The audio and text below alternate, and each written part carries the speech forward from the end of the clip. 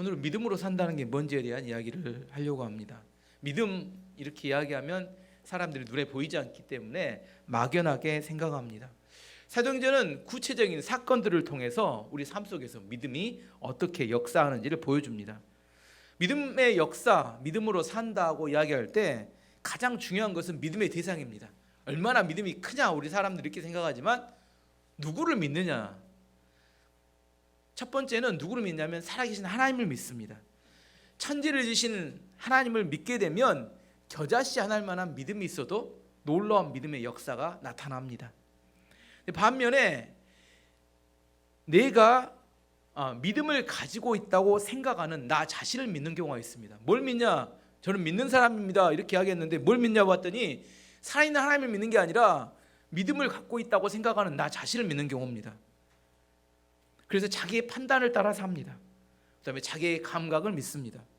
자기의 생각과 자기의 감정을 따라 살아갑니다.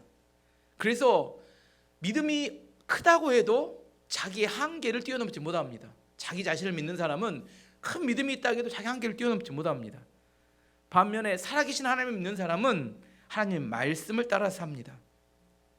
믿음 있는 사람을 정리해보면 믿음이 있다고 이야기하지만 자기의 판단과 자기의 감각을 따라 사는 사람은 믿음이 있다고 생각하는 자기 자신을 믿는 사람이고, 반면 하나님의 말씀을 따라 사는 사람은 살아계신 하나님을 믿는 사람입니다. 예를 들어서 모세를 예를 들어보면 나이 40살의 모세는 애굽에서 동족에게 애굽 사람들에게 고통당하는 동족을 구하기 위해서 핍박한 애굽 사람을 죽였습니다. 근데 그것이 들통나자 어떻게 해요? 불이 났게 광야로 도망쳐 버렸어요. 왜 광야로 도망갔느냐? 도망간 이유는 그 당시에 바로 왕, 그 애굽의 왕이었던 바로 왕을 이길 만한 자신이 없었기 때문에 너무 두려워서 도망갔습니다. 나이 40살의 모세는 하나님을 믿는다고 생각하는 자기 자신을 믿고 살았기 때문에 도망쳤습니다. 나이 80이 된 모세는 40년 동안 광야에서 완전히 썩어지면서 그는 자기 자신에 대한 자신감을 잃어버렸어요. 더 이상 자신을 신뢰하지 않습니다. 하나님께서 내가 가서 애굽에 있는 내 백성을 구해라 이야기할 때 저는 못합니다 이렇게 고백합니다. 더 이상 자기 주장이 없어져 버렸어요. 그래서 하나님의 명령이 오는데 이성적으로 받아들이기 어렵고 합리적이지도 않는 하나님의 말씀, 하나님의 뜻에 그냥 순종합니다. 자기 생각이 없어져 버렸어요.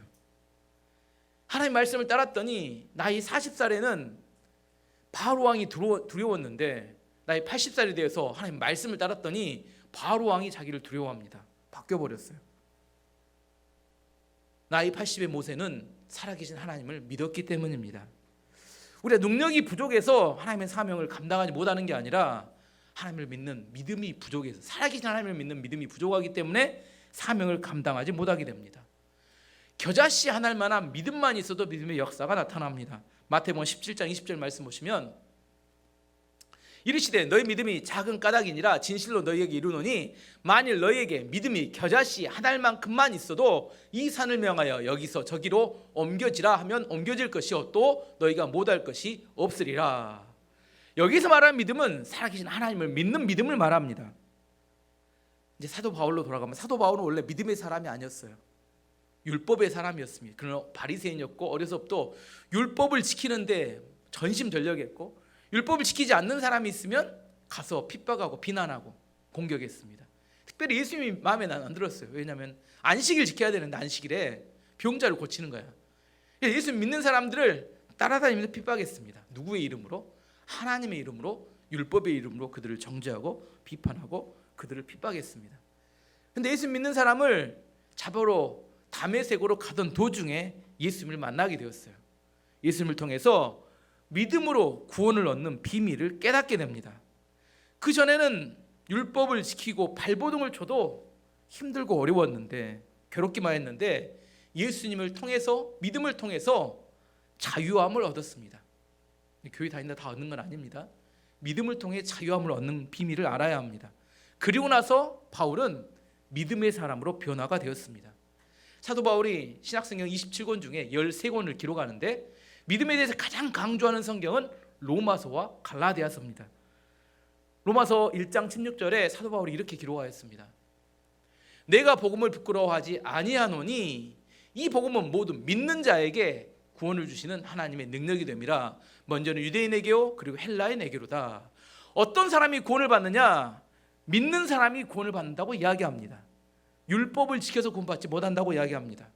갈라디아서 2장 20절에는 믿는 성도가 어떻게 사는지를 이야기합니다. 내가 그리스도와 함께 십자가에 못 박혔나니 그런즉 내가 사는 것이 아니요 오직 내 안에 그리스도께서 사시는 것이라. 이제 내가 육체 가운데 사는 것은 나를 사랑하사 나를 위하여 자기 자신을 버리신 하나님의 아들을 믿는 믿음 안에서 사는 것이라. 믿는 성도가 어떻게 사느냐? 이제 내 힘으로 사는 게 아니라 나를 구원하셔 내 마음에 오신 예수 그리스도를 믿는 믿음으로 산다, 이렇게 이야기합니다. 바울은 완전히 믿음의 사람으로 변화가 되어버렸어요. 이 믿음을 증거하고 전하기 위해서 선교사가 되었습니다. 오늘 본문의 사건을 통해서 믿음으로 산다는 게 뭔지 두 가지 구체적인 의미를 살펴보도록 하겠습니다. 첫 번째, 믿음으로 산다는 것은 하나님께서 숨어서 나를 도와주신다는 걸 믿는 겁니다. 어떻게 도와주세요? 숨어서 도와주신다. 보이도록 도와주시는 걸 뭐라고 하냐면 기적이라고 합니다. 보이도록 도와주는 기적이라고 합니다. 숨어서 도와주시는 걸 섭리라고 해요. 조직신학적인 용어인데, 보이도록 기적을 통해 도와주신 것보다 보이지 않는 섭리로 도와주시는 게 훨씬 많습니다. 근데 우리는 보이지 않기 때문에 우연인가 이렇게 생각해요. 하지만 그게 아니라 그게 하나님의 도움이었다는 사실을 믿는 것, 이게 믿음으로 사는 것을 의미합니다. 사도 바울이 2차 선교여행을 떠날 때 핵심은 어디로 갈 것인가, 장소가 고민이었어요. 근데 마게도냐인의 환상을 통해서 유럽 쪽으로 하나님이 가기를 원하신다는 걸 깨닫게 됩니다. 그리고 그 말씀에 순종해 가게 됩니다. 11절 12절 말씀 보시면, 우리가 드로아에서 배로 떠나 사모드라게로 직행하여 이튿날 네아폴리로 가고 거기서 빌립보에 이르니 이는 마게도냐 지방의 첫 성이요 또 로마의 식민지라. 이 성에서 수일을 유하다가 드로아에 있다가 제가 지도를 보여드릴까요? 있다가 사모드리게라는 섬에 있는 중간을 거쳐서 어디로 가는 네아폴리는 마게도냐의 항구 도시입니다. 지도를 한번 보시면 잘 표시해놨으니까 보이신가요? 드로아라고 있는 터키 서부의 도시에서 사모드리게아는 섬입니다. 섬.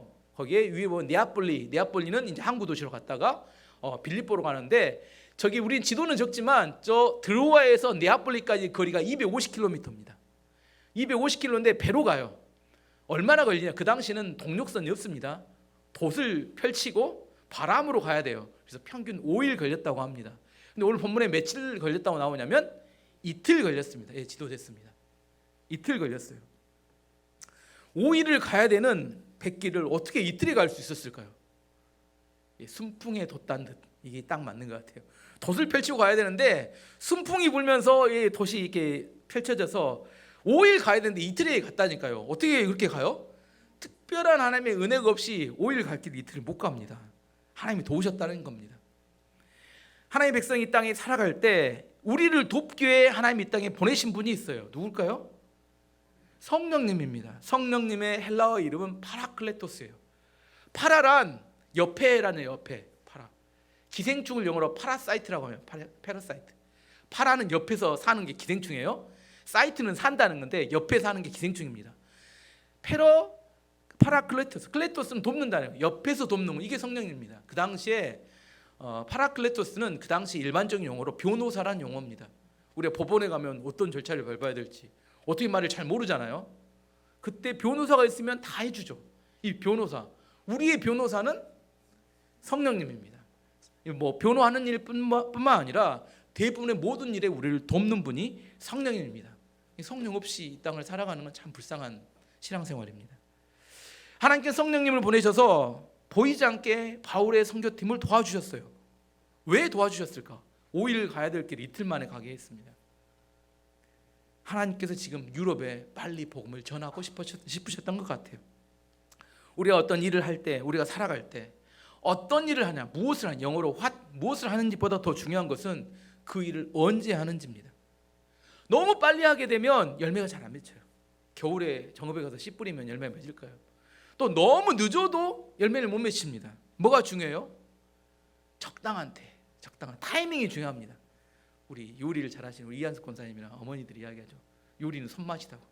손맛이라는 게 얼마나 넣어야 돼요? 적당히 들어갑니다. 적당히 뭐 아무도 몰라. 그 사람 이렇게 한 움큼 딱 잡은데 그게 손맛이라는데 그걸 누가 알아요? 적당히 넣어야 맛있대요. 아무튼 희한한 이야기인데 적당히. 우리가 살아가는 삶도 똑같아요. 그 적당한 타이밍 그때 그걸 해야지만 열매를 맺습니다. 공부 못하는 애들 학교에서 타이밍을 못 맞춰요. 국어 시간에 영어 공부하고, 영어 시간에 수학 공부하고, 수학 시간에 국어 공부하고. 이게 뭐 하자는 겁니까? 그 아이는 뭐예요? 공부를 열심히 했대요. 근데 성적이 안 나와. 집에서 혼자 하지 그러면. 근데 이런 애들이 꽤 많아요. 학교는 선생님의 도움을 받아서 공부하는 것이 맞죠. 선생님이 우리를 돕는 분이에요. 선생님이 도움을 받아 공부해야 성적이 잘 나오는데 따로따로 해요. 한자 오늘 사자성어 하나 이야기해 주는데 줄탁동기라는 사자성어가 있습니다. 한번 보여주세요. 이렇게 오늘 자막에. 줄탁동기는 그 내자인데 떠들 줄, 떠들다. 그다음에 줄, 쫄탁 막 탁탁탁탁 이렇게 쪼는 닭이 똘 쪼는. 동기는 같을 똥 기획이. 이야기해 보면 줄은 병아리가 껍질 안에 있을 때 이제 부화하기 직전에 이제 껍질을 때린대요. 그러면 그것이 엄마가 들을 때는 떠드는 소리 듣는데요. 오, 병아리 떠드네. 그러면 그때가 뭔데요? 아, 이제 부화할 때가 됐구나. 그러면 엄마가 쪼아준대요. 껍질을 막 쪼아주면 이 껍질이 깨지면서 병아리가 나온대요. 이게 뭔 말이냐면 새끼 병아리와 엄마가 동시에 힘을 합쳐서 껍질을 깨고 부화하는 과정을 설명한 사자성어가 줄탁동기라고 합니다. 새끼가 떠들면 엄마가 쪼아주고 그래서 새끼가 부화한다. 예, 됐습니다.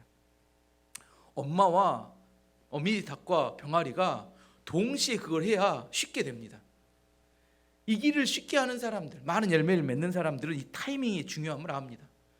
제가 아는 어떤 원장님이 병원을 이렇게 100평으로 이렇게 확장해서 다시 이렇게 크게 개업을 했어요. 근데 한 달 만에 코로나가 터졌습니다. 어떻게 됐을까요? 2년 만에 망하고 엄청나게 손실을 많이 봤습니다. 그 사람의 실력, 그 사람의 인격, 그 사람의 재정 상태하고 아무 상관없어요.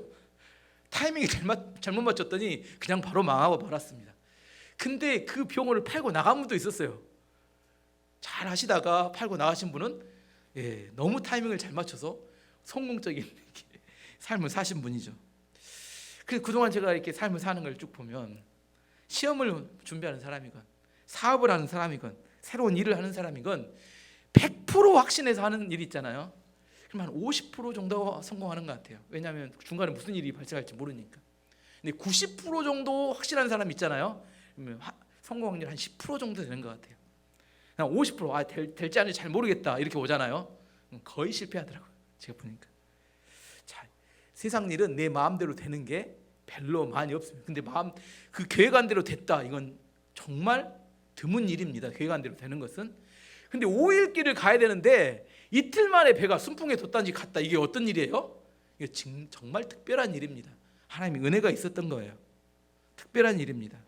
믿음으로 산다는 것은 눈에 보이지 않지만 하나님이 숨어서 우리를 도와준다는 것을 믿는 겁니다. 이 믿음이 있어야 합니다. 그래서 우리는 기도합니다. 하나님 언제입니까? 이게 중요해요. 언제입니까?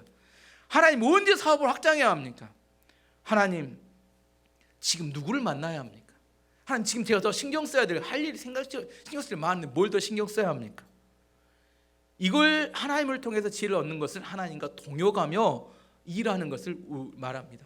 이 하나님과 동역하는 걸 배워야 돼요. 교회를 아무리 오래 다녀도 하나님과 함께 타이밍을 맞추는 것을 배우지 못하면 열매를 잘 못 맺더라는 겁니다. 열심히 살지 않는 사람 없어요. 열심히 했는데도 불구하고 순풍이 부는 게 아니라 역풍이 불 때 열매가 안 맺힙니다. 사도 바울의 선교팀은 순풍이 불었습니다. 두 번째로 사도 바울이 선교를 갈 때 하나님께서 필요한 사람들을 붙여주셨어요. 2차 선교 여행 때 가장 어려웠던 게 바나바와 다투었습니다. 바나바와 헤어지면서 너무 그 바울의 마음이 아팠습니다. 근데 루스드라에 갔을 때 하나님께서 디모데라는 청년을 붙여줬어요. 근데 그 디모데가 너무 마음에 위로를 주는 겁니다. 너무 열정적이고 헌신적인 그 청년의 모습을 보면서 영적인 아들로 삼았습니다. 바울이. 그리고 선교 여행을 데리고 왔습니다. 사도행전 16장 1절에 3절 말씀 보시면 바울이 더베와 루스드라에도 이름에 거기 디모데라 하는 제자가 있으니 그 어머니는 믿는 유대 여자요 아버지는 헬라인이라 디모데는 루스드라와 이고니온에 있는 형제들에게 칭찬받는 자니 바울이 그를 데리고 떠나가고자 할새 그 지역에 있는 유대인으로 말미암아 그를 데려다가 할례를 행하니 이는 그 사람이 그의 아버지는 헬라인인 줄 다 알미러라. 어쨌든 누구를 통해서 디모데를 통해서 큰 위로를 받았습니다. 근데 오늘 본문에서 한 사람이 더 선교팀에 추가가 됩니다. 그건 누구냐면 의사 누가가 추가가 됩니다. 의사 누가는 뭘 기록해? 성경을 두 권을 기록하는데 한 권은 누가복음을 기록했고 한 권은 사도행전, 오늘 나오는 사도행전을 기록했습니다. 오늘 본문에 보면 누가가 선교팀에 합류한 이야기가 나오는데 그게 11절에 나옵니다. 11절을 보시면 우리가 드로아에서 배로 떠나 사모드라게로 직행하여 이튿날 네아폴리로 가고 어디가 누가가 있어요? 전 문장에서 우리라는 영어 위라는 대명사는 나를 포함한 여러 사람을 우리라고 아니 그들이 이렇게 이야기하지 않고 우리가 이게 처음으로 등장하는 사도행전에 등장하는 단어예요.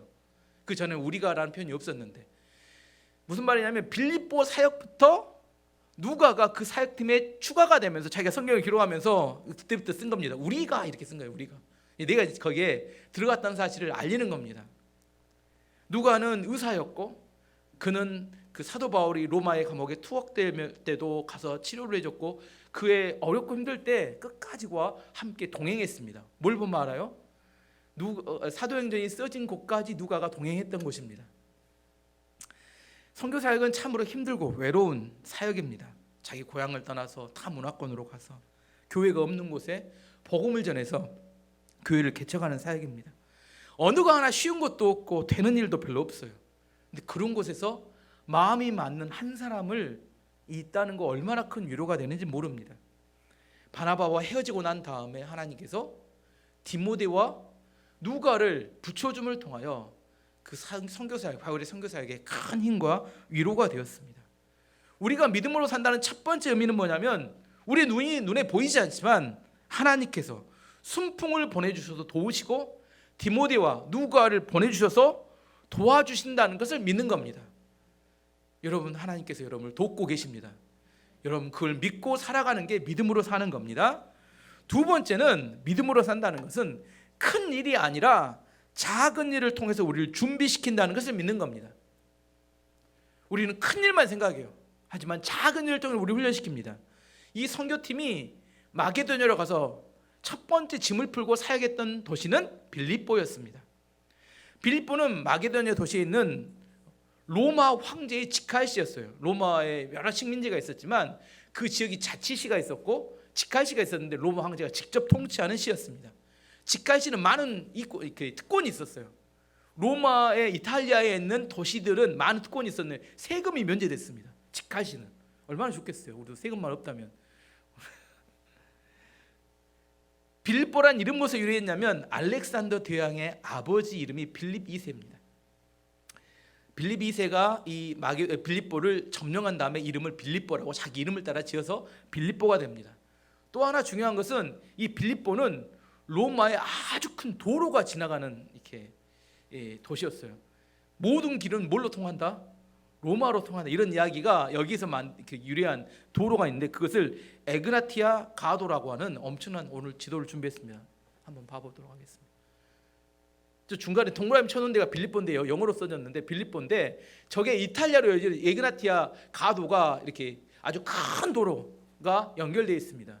지금 에그나티아 가도라고 하는데 빌립보에서 또 이탈리아로 들어가면 아피아 가도라는 게 있는데 저걸로 연결되면 어디까지 갈 수 있냐면 바로 로마까지 갈 수 있습니다. 됐습니다. 무슨 의미냐면 아랍의 나라들 페르시아나 그 어떤 아랍의 나라들이 그 로마 제국을 침략했을 때 빌립보를 점령하면 어떤 일이 벌어지냐면 바로 그 도로를 따라서 로마까지 바로 진격에 들어갈 수 있는 아주 군사적 요충지였습니다. 무조건 지켜야 합니다. 빌립보를 지키지 않으면 그곳부터 시작된 도로를 따라서 바로 로마까지 다 침략에 들어올 수 있었기 때문입니다. 그래서 로마 황제가 직접 빌립보를 통치했고 빌립보를 로마와 똑같이 로마의 철학, 로마의 문화, 로마의 질서, 로마 법률을 따라 만들었습니다. 그래서 빌립보의 별명은 뭐냐면 리틀 로마라고 했어요. 리틀 로마. 로마와 똑같은 시스템으로 움직이는 곳이라 그런 의미입니다. 당시에 로마 황제는 유대인들을 매우 싫어했어요. 로마 시에서 유대인들을 모두 추방해 버렸습니다.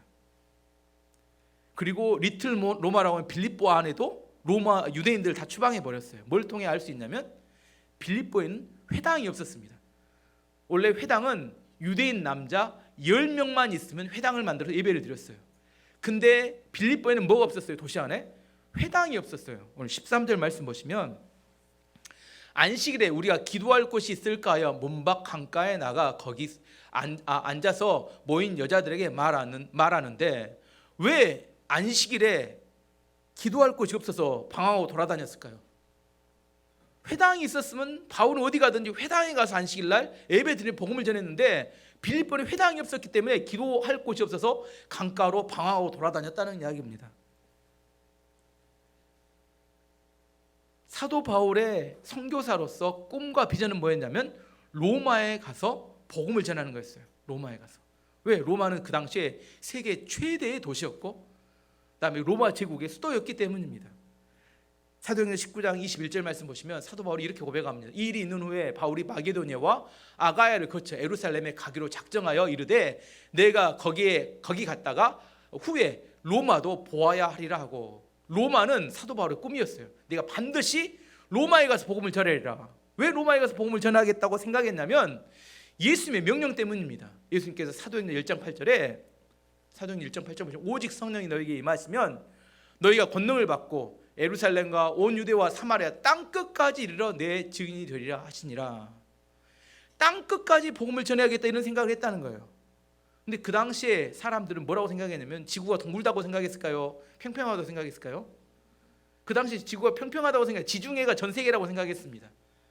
그 당시에 사람들은 사도 바울은 뭐라고 생각했냐면 땅끝이 어디냐면 로마가 땅끝이다.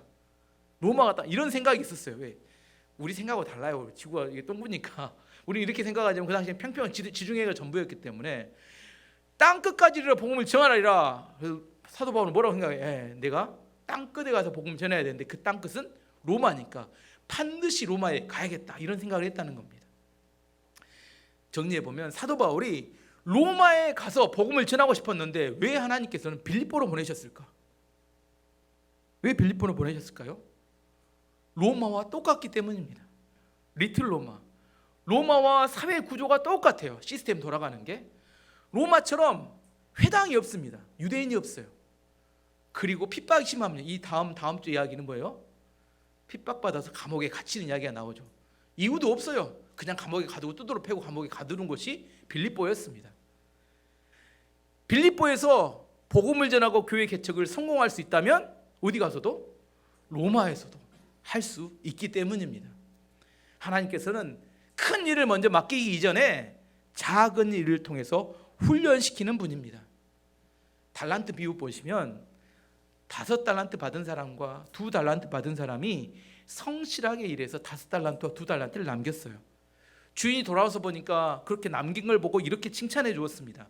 마태복음 25장 21절 말씀 보시면 그 주인이 이르되 잘하였도다 착하고 충성된 종아 내가 적은 일에 충성하였음에 내가 많은 것을 내게 맡기리니 내 주인의 즐거움에 참여할지어다 하고, 하나님이 일하시는 방법을 이야기하는 겁니다. 적다고 세상에 나한테 이런 걸 맡겨 이렇게 이야기하지 않았다는 거예요. 작은 일인데 충성하여서 열매를 맺으니까 하나님께서 큰 일을 맡기신다는 겁니다. 또 하나 예를 들어보면 사도 바울이 기도처를 찾으러 돌아다니다가 남자들은 못 만나고 강가에서 여자들을 만났어요. 그 여자들에게 복음을 전했습니다. 근데 이게 쉽지 않아요.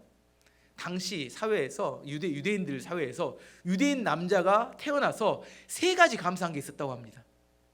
첫 번째는 이방인으로 태어나지 않는 것에 감사합니다. 두 번째는 장애인으로 태어나지 않는 것에 감사합니다. 세 번째는 여자로 태어나지 않는 것에 감사합니다. 그 당시 여자의 사회적 지위를 알겠죠. 뭐라고 생각하냐면 사람과 짐승 중간 단계를 여자로 생각했어요.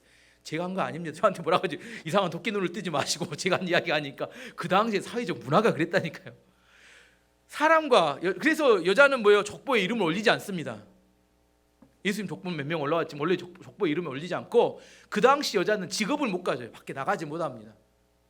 요즘 이슬람도 아직 그런 문화가 남아있죠. 상당히 세게. 근데 그 당시 그랬습니다. 아시겠죠?